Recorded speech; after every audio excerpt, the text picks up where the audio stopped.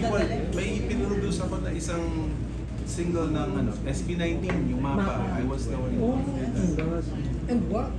Hindi ba sa'yo ba? What din, yeah. What? Dalawa pala. Isa sa mga unang song ng di ba? Ng SB19. Mapa, what nga pala? I was working with SB19. Like talented individuals, mga bata, mga bagong young guns yun. But it was na rin, parang may nagustuhan ko yung project na yun kasi parang may masishare ka rin sa mga mas bata sa'yo. At least experience ko and then my musicality. May makukuha sila kahit paano siguro. Ayun. Ideas. Especially yung parang galing kasi sa boy sa banda. Yes. Ano yung parang difference now ng mga groups before sa ngayon? Ang difference? Difference lang. Jay, galing ka sa banda, galing kami sa band. I would say lang kasi the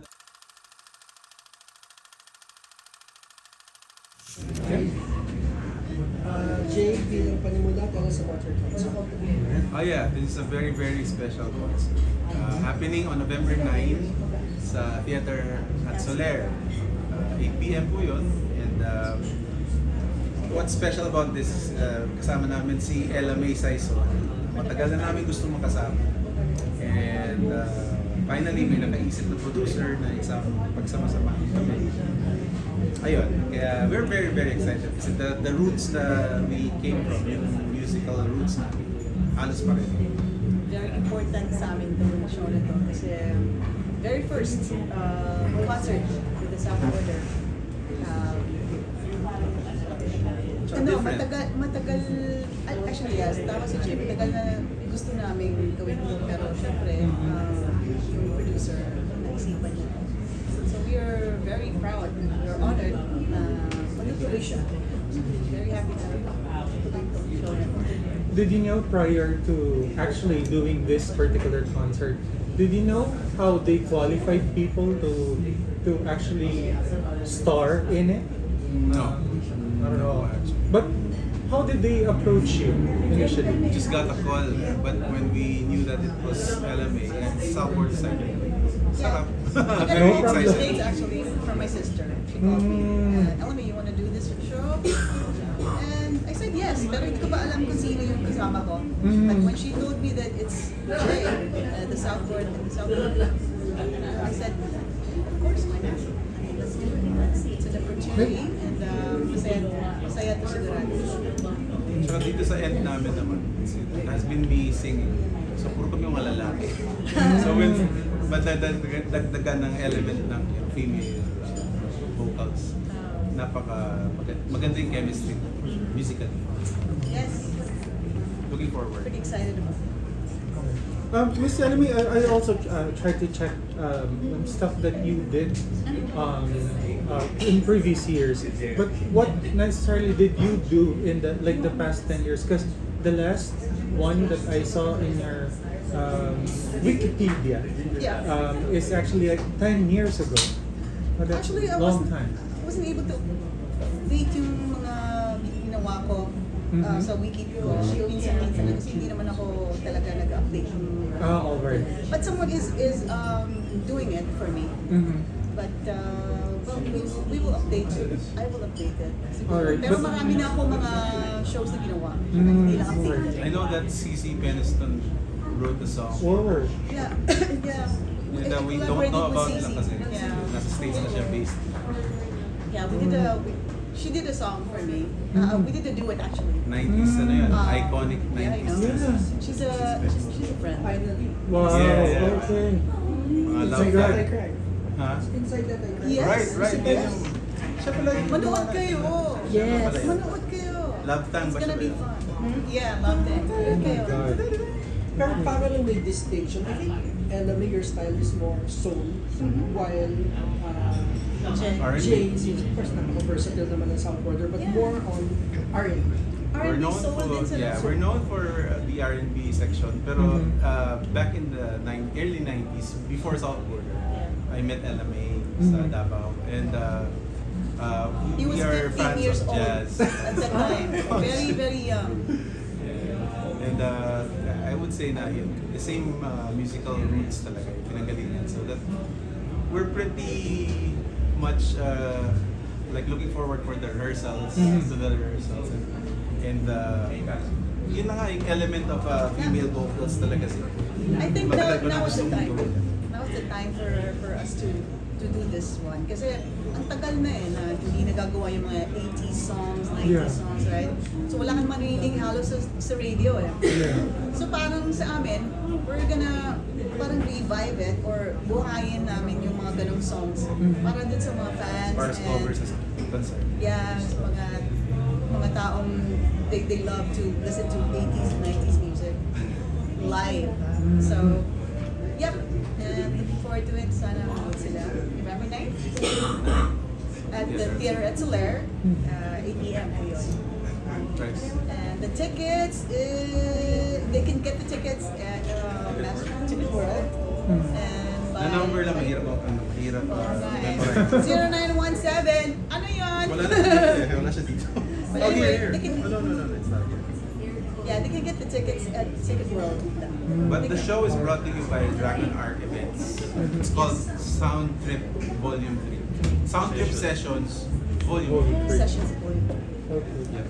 Miss Elvie, is this also gonna be like a family affair for you? Are your sisters gonna do backup, like While I'm here, musical yes. direction Yes, as well? yes, it is. It is. Slash, yeah. Parang my brother is the musical director, musical director of the show. His name is MAY SAISON. And my sister's gonna do the background vocals with some of her friends. Oh, wow. The, music and the guitar player is also my brother actually. So it's gonna be fun. I'm excited to work with my siblings. Okay. Can we promise, like, of course, your iconic songs will be played? Yes, sir. Alright. Definitely, most definitely. I'm gonna do all your favorite songs. And of course, the new ones. What kind of songs are you playing right now? 80s and ones. 90s. 80s and 90s will probably be concentrated on that show. Yes. Pero of course the originals, that's a default. Maybe new arrangements. But I'm really looking forward to our may mga duets coming up. This In is gonna be, between. Yeah. I'm excited to. I'm not really used to that pero I would love to explore that aside of Side of the music. Oh, yes. Yeah. It's gonna be fun, guys. Really. Kasi kami, we're working hard for this show talaga. Is this like the first time that you're actually gonna work together? Yes. Very first major thing. Very first major concert with South Border and very important to us. Napaka-importante sa amin lahat ito. So, May I ask you, Miss Ella, what was your first impression of Jay when you saw him back in the nung day? 15 years old pa lang siya sa Davao. Yeah. Oh my God. Genius. First impression ko, genius yung batang to. Sabi ko, I didn't know that after that, he went to Manila to pursue his career. I used to follow their band kasi Art Start there. When they came to Davao, Yeah. I was their number one fan. I even went to the rooms that where they're staying. Kasi I was also playing in the same hotel. So, magka-alternate kami. Did you say Art Star? Art Start. The Art Star Pido? band. Yes, Pido, Pido, yes. of course. Original member. What third generation na ako ng Art Star? Third. Oh my God. Kasi original Art Star member was my brother Elmir. Then when he left the group, he introduced me to this band, to Art Star. And then the rest is history na, yun na, gig na and all that.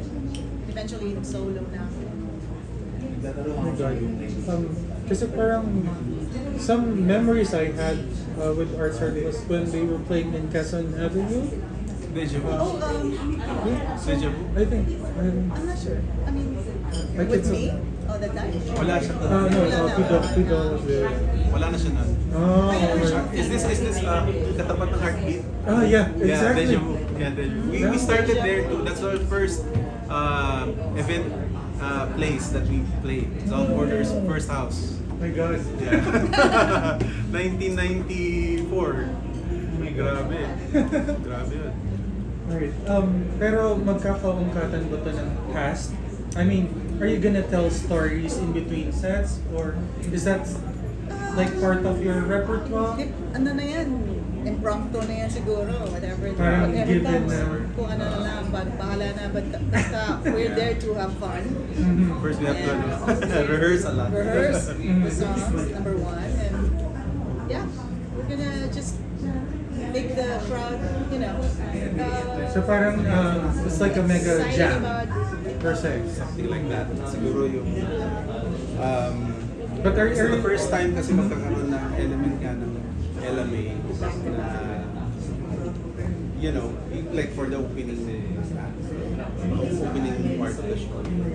The songs from Earth, Wind and Fire, we'll be doing those pero with a different twist siguro. And we're planning a pop duet na which is out of my comfort zone.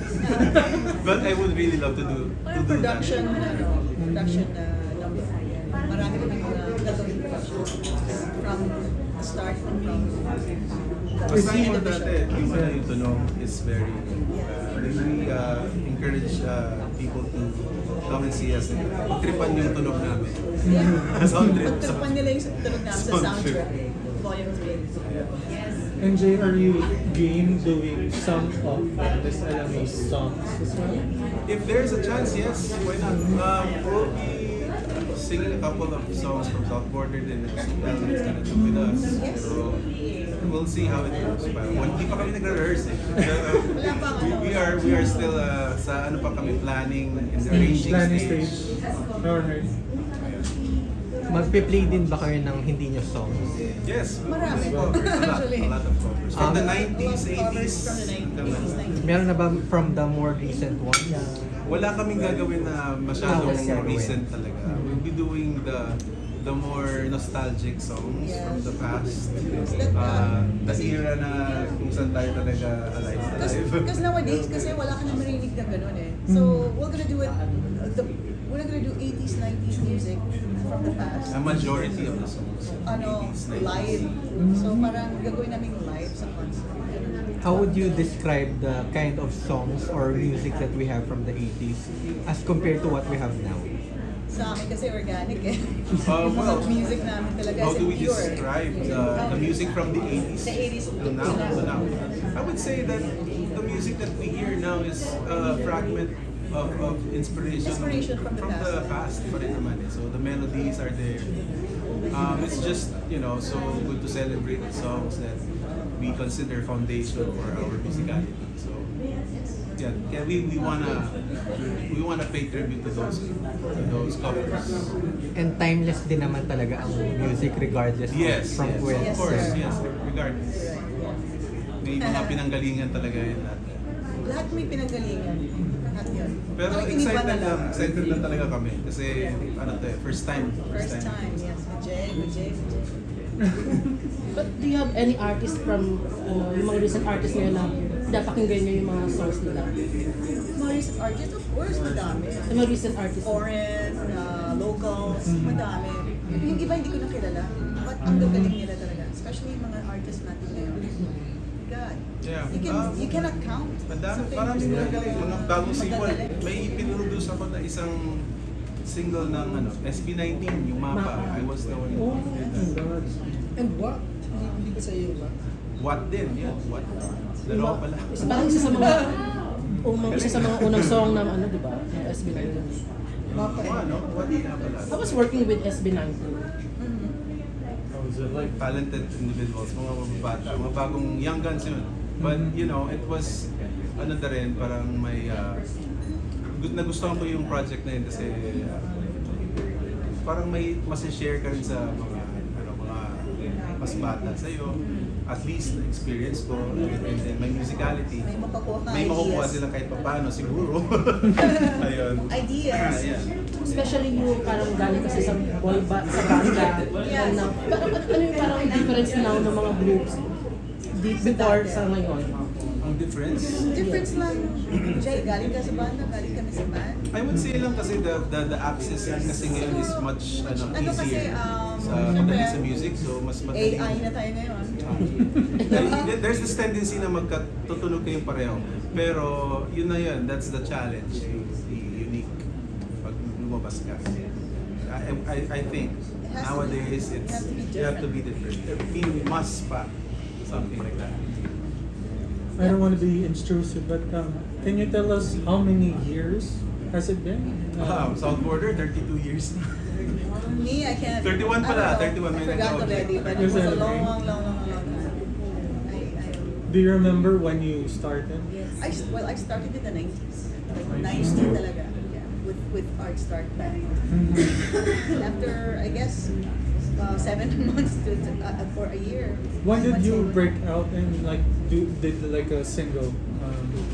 I really didn't. You mean like talking about the group? Yeah. The group? I never did any song with them sa album. Oh, kinapidunan na eh.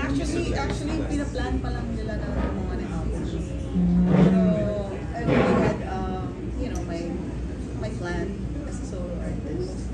So, yun ang finish ko. Finish through ko yung pagka-solo artist. As a musical director, Jay, gaano ka challenging picking songs and arranging them for someone of MA's voice who has always been considered a singer. Like kami, when you ask sino gusto natin, but when you ask sila Regine, sila ano, they always say, they always go back to you. So, how challenging is that? It's Thank you. That's true. the only challenge siguro right now is the range kasi I'm used to arranging songs that are male, yung range ng lalaki. That's the only thing siguro. Pero music is music naman. I'm excited as long as I love what I'm doing. I won't probably feel the challenge masyado. Kasi Sanay na si Jay. kasi tsaka it's our comfort zone, 90s, 80s. You give Mas- Jay familiar any siya. music, Hindi naman. any music, he will do it. I try na. Justin The most challenging talaga for me was that yun, SB19 because it was new. Pero it was a good experience both ways. Tell me, why did you opt to, I don't know if I should use the word concentrate on your career sa States rather than here? I mean, like, you've been away for years. Yes, I've been away for years. Hindi naman concentrate. Well, gusto ko lang talaga na simple buhay nung time na yun. When my dad passed away, I see. Sorry. auntie passed away. So parang nawalan ako ng konting, nawala yung motivation ko ng konti. Pero of course, it happens, right? But, sometimes, hinahanap ko talaga eh. Pero hindi naman ako nawala because I had shows in the States. I always do private shows, events, and all that. Actually, nagkasama pa nga kami noon eh. Yeah, Once. last 2016, nandun kami. We were in the, what is this? Sa No, Palm Springs, right? this was 2006. There you go. Nagkasama kami sa 2006 isang pala, parang, not 16. parang nagbuo lang ng yung isang tao, Pilipino siya, nagbuo siya ng iba-ibang musikero sa States. So hindi ko alam si Ella may kinuha na singer. And then I was the keyboard player. Per session lang, iba-iba. Then we played in a Jamming casino. time. It's Yeah. called Palm Springs. It's the Palm Springs. It was in Palm Somewhere in Springs. Palm Springs, yes. And nagulat ako si Ella may pala singer. Saglit lang yun, one night, two nights. One night, two nights. Mga ganun lang ang ginagawa And namin. that was it. That was the It was last just time we like a- performed together as far Yeah, as private, yung mga peaceful- sessions lang. Yeah. Sino sa mga local singer, I mean, Filipino singers are known for their range. Madami sa atin matataas ng boses. Yes. But you have the quality like yours. Vocal quality. Di ba? Yun ang kinaiba niya. Yeah, correct. Thank you. So, sino sa mga young singers, let's not talk about range, but the quality, then medyo na ano mo na, "Ay, okay to. Vocal quality. Vocal quality. Number one si Blanny. Meron siya nung parang power na vocal. Meron siya nung quality na yun. And she can also hit the high notes and all. So, Blanny is good siya. And Morissette. I love her voice. And then especially yung ano na, parang yun? Phoenix. Ayun, Squeak. parang gano'n. So, yeah. Tili. Parang ibon na ano niya. Ito, considered si Ella Pero sa vocal quality ito talaga. Pero sa mga bata ako, I would say sila Moira. Moira. Yes, Vocal Moira. quality. Moira is good too. Casey, Janine Tenyoso. Janine Tenyoso. There you go. I don't know them anymore, Ano, but mga nakasama ko pa sila. there's a lot of talented Filipino Hanap. artists. Sino ba? Casey, Tanding. ano din, iba din. Kasi when she came out, iba din yung style. Yung, you know, the texture and the quality of her voice is parang nag-jive dun sa style. So, yung style ng singing niya na And the music. ginagaya na ng maraming singers. So these are people that these are singers na may significance pagdating sa tunog ng boses. Merong feature. Tapos Jay, you also were once an MD of SOP ba? Were you SOP? Channel 7, SOP. Back in the early 2000s. So anong kaiba nung time sa mga variety shows in the way they program, They map. they map the show. Ngayon mabilis at fast-paced.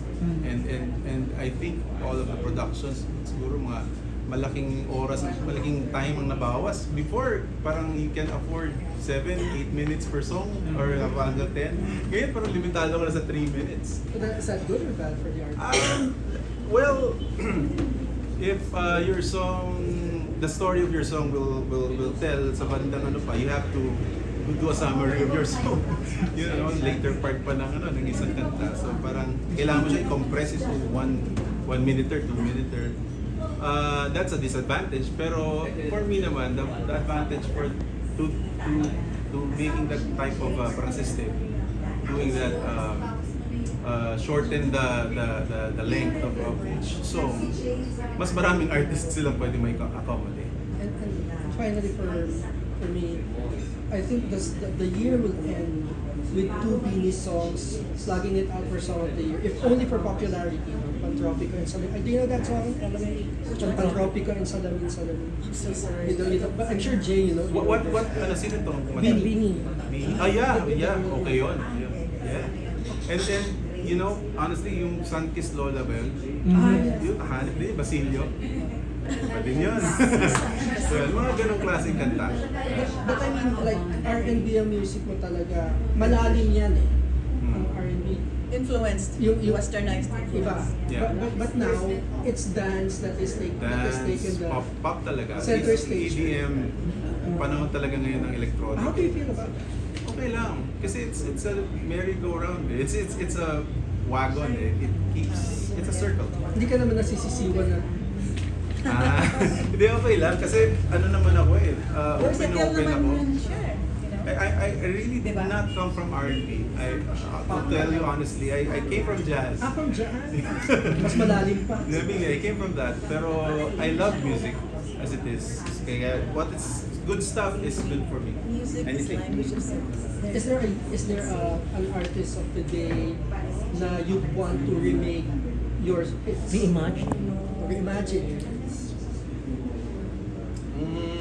I can't think of anyone pa sa ngayon, pero I'm pretty sure meron. I'm pretty sure. Wala Marami kang magagaling naiisip. ngayon, marami. Ikaw, Ella, may meron ba? May naiisip kang artist na sana i-remake niya yung kanta ko, or babagay siguro sa kanya yung kanta ko. You know what? Ang dami nag-remake ng song ko eh. Till my heart Artists. Till my heart is- So hindi mo maano, kasi lahat magagaling. You know? So wala kang pipiliin eh. Na sana si ganito. Lahat may sariling style. May kanya-kanyang style of singing eh. You know? Version nila, fast, slow, whatever it is. So, you know, I love them all. I mean, like, yung mga versions na yun. I wanna hear. Hindi maganda, magaganda lahat. Yeah, talaga. Maraming magaling yan. I love hearing, I'd love to hear Janine Tenyoso do Love of My Life or Moira do Kahit Kailan. Parang gano'n. Things like, or Habang Atin ng Gabi gawin ni Moira. Something like that. But you know what? One thing Na hindi ako nag-produce. Ayun. para ma-surprise ako. You yung one thing na, yung isang tao na nagustuhan ko talaga na kumanta ng Till My Heart Aches End, you'll be surprised, it was Pilita Corrales. She had her own version of Till My Heart Aches End. Talagang medyo classy yung dating ng version niya. I really loved it. It's on YouTube actually. Ano talaga yung The most popular. For me, she gave justice to that song. Ang hirap ng song na yun eh. Pagkala mo, maano lang. Kala mo, madali lang. Pero yung changes ng melody and all, mahirap. Pero Pilita, put it on. Pero kayo po, dun sa kanta na yun, paano kayo humubot dun sa kanta na yun? Was it based on your experience? No sir. It's, wala nung time na yun, medyo may sakit pa ako nun. It was just a demo. Till My Heart Aches End was a demo. Kinanta ko lang yun para sa demo lang. And then, hindi ko pa alam. And it ended up in the recording studio. They didn't change anything. And they didn't record. I did not record it again. They just, sabi ko, are we gonna record it? Sabi nila, yun na yun, as is na. So that was it. Wala na akong alam kung ano pa ginawa nila doon after. But nalaman ko na lang To nasa start radio with na. kasi magaling sa live eh. So, Nasa radio na lang. you can have the quality right away. Thank Thank you. Full performance kit din. Thank you. I'm sorry. Kanina may nabanggit si Sir Jay. Yes. Magandang trivia kasi yun. That one of their hits, kahit kailan, was actually initially Rejected. rejected. Yeah. Same as Bye. ano rin, Till My Heart Aches End. Yeah, It was the rejected first many times. yung mga unang audition namin sa mga recording companies before. Submit The kami ng experience demos. natin. Actually, na-experience mo siguro yun. Submit ka ng tape. Yeah. So, Talo na ako. oo, panahon natin yun, 90s. So, I wasn't really like talagang na-discouraged noon. Siyempre na may konting lungkot, but more nagtataka lang ako na ano kaya yung pwedeng gawin, more motivated. That was the time ng mga eraser hits na era to. So it's like alive yung alternative time, alternative rock alternative. So that time pa ako, nagki-keyboards pa ako kay Francis M nun. Yung time nung meron ako yan. Sorry. Bahay Yugan pala, Bahay Yugan. Yung time na. Sige na people. And yung panahon ng POT. So, paglabas ng South Border, that was really a ballad. So I would understand na parang boring sa kanila pag narinig nila masyadong mahaba yung kantang yun. So, hindi na kami nag-stop. So, until na-sign up kami ng Sony and they deleted the song. So, to my surprise, yun pala yung maging number 1 sa akin. I wonder if what turned the song around was the melding of the vocal to the The sax. sax. Sa bagay, that time, meron na yun nung pagsubmit Pero namin hindi ng demo. reject pa rin. Baka hindi sila umaabot doon. I don't, yes, you Minsan, have a most of the point. time. Yeah, the first 5 30 seconds seconds. na talaga yung pinapakinggan nila. Hindi na tinatawag. Hindi na nila umaabot. Pwede. Can you tell us who that Talaga is? naman, no? Now, we can't. Kasi Start talaga sa natural lang yun, nangyayari talaga. na-experience namin lahat ng mga, syempre, yung i-reject yung song, or i-reject ka, or ikaw Lalo na pinakauna pag- dun sa studio, ikaw pinakauling sa sala. Lahat yun na yan, experience namin yun. Swerte mo na kung na-taste mo yung ENR. Meron ka din kwento, May, or anecdote about your biggest hits, either If the Feeling Is Gone or Till My Heart Aches. Or maybe the one who first believed that that song was it. Yeah. Actually, ang naniwala talaga noon, sa mga radio station, Sgt. Pepper was one of it, and Magic. RX-93, the DJs really believed in that song. So, nung first time nila pinatugtog yun na yun. Everybody was like calling the radio station, sino yan? Was that Patty Austin? Was that Karen the Foreigner? Kumanta. Eventually, nag-hit yung song. Pero nakilala yung song bago ako. So matagal bago ako nakilala. Meron ganun eh. But eventually, Kasi akala nung madami, foreigner ka. yes. Oo. Kaya hindi ganun yung Kasi hindi interest. pa nila ako nakikita talaga. So yun ang naunang nag-hit yung song. Nangyayari kasi talaga yun. Yung hindi pa pinapangalanan. Yeah, MAY SAISON hindi naman nila alam kung Pilipino yun. Saison pa. SAISON, so, diba? So yun. But when was the time that you felt a little bit more fulfilled that this hit song actually made me who I am, or was a success already? Na-feel ko yun nung every day ko narinig yung song. Tapos ang dami ng mga calls, tumatawag na, hey, we wanted to invite you to our event, to lahat, or we want to sponsor you and all that. Doon ko na-feel na, okay, medyo kilala na pala talaga ako. So, yeah, that was it. And who's the label that released it? Viva Records. Viva ba Viva yan? Records, yeah, was my recording label We at that haven't, we time. haven't heard the story about CC Penny's. Well, 60 Pennies, ano lang yun, saglit lang kasi yun eh. She just, we just met in Georgia. Tapos, before that, actually yung recording company ko, which is the record label of Evander Holyfield, Real Deal is called. Si Evander, diba? Evander Holyfield, yeah. They said, kailangan makilala daw ako and all that. So they wanted to look for someone, recording, like a songwriter and a singer, to do a duet with me. So they decided to get CC Peniston. And Tapos naging friend. yeah, and now, and she wrote a song for me, and it was a duet. We did it in the recording studio. On the Like spot. that, but on the spot. Oh my God. It became a hit sa mga clubs lang. Hindi talaga siya nag-push. Maraming ganun sa States. Hindi siya nag-push Mga na ano. dadun lang, naka-contain lang. Doon lang sa club, sa mga disco clubs. Laki kasi ng market. Oo. Yun Sobrang kasi. laki ng market. Manalo ka lang ng isang hit lang. Okay ka na. Nakapasok naman tayo sa Susunod na kagad yung mundo. Billboard. That's also on YouTube, I'm sure. Yes, it's on YouTube. Invite na lang It's called natin. Reminiscent. Invite na lang for the And concert. we would like to invite all of you again on November 9th at the Okay, Theater wala. of Solaire. November 9, Theater at Solaire. 8 p.m. po is and you can get your tickets at all ticket world outlets. Thank you so much. Thank you so See you much. there.